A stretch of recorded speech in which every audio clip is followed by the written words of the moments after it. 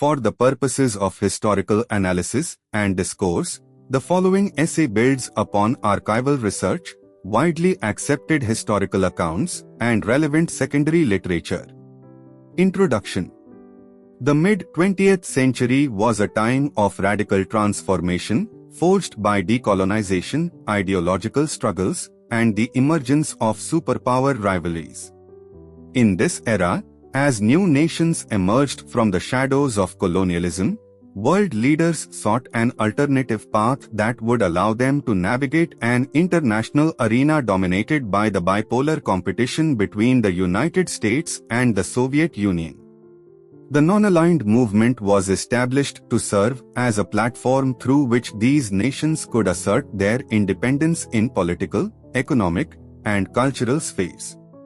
Central to this transformative experiment were 5 visionary leaders who, by virtue of their historical influence and persuasive diplomatic practices, led the initiative that eventually coalesced into NAM.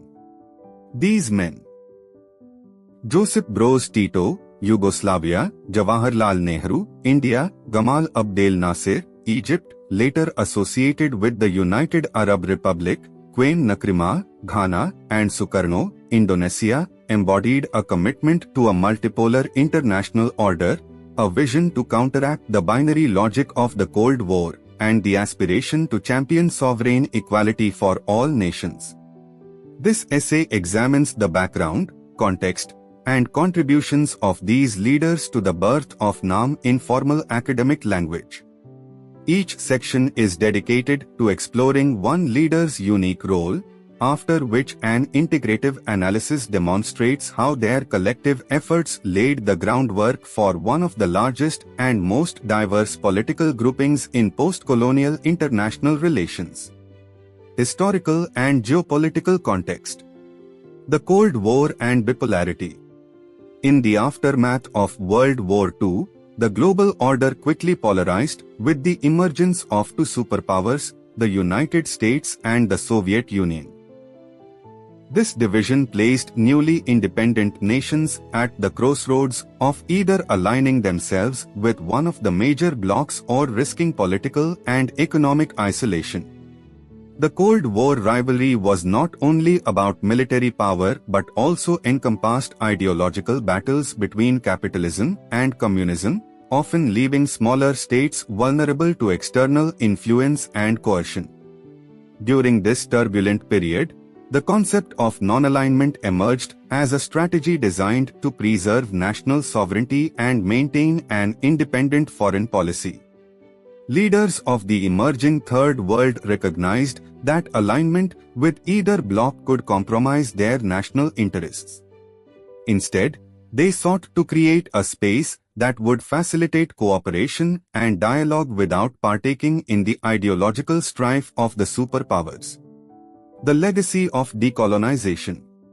The collapse of colonial empires in Asia, Africa, and Latin America brought forth a wave of national self-determination. For these newly independent countries, the primary challenge was to secure political autonomy and to promote economic and social development in a manner free from the vestiges of colonial domination. These challenges called for a redefinition of their international role.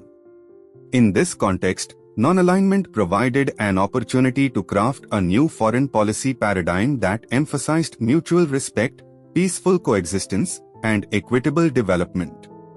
The Bandung Conference of 1955.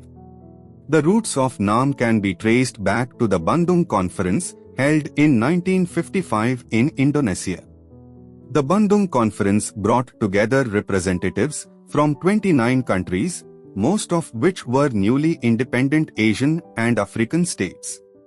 At Bandung, leaders discussed common challenges such as colonial legacies, economic exploitation, and racial discrimination.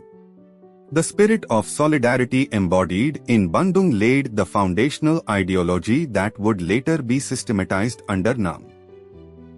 For leaders like Sukarno and Nehru, Bandung was a defining moment that crystallized the belief that independence and cooperative development could be fostered outside the prevailing East-West binary.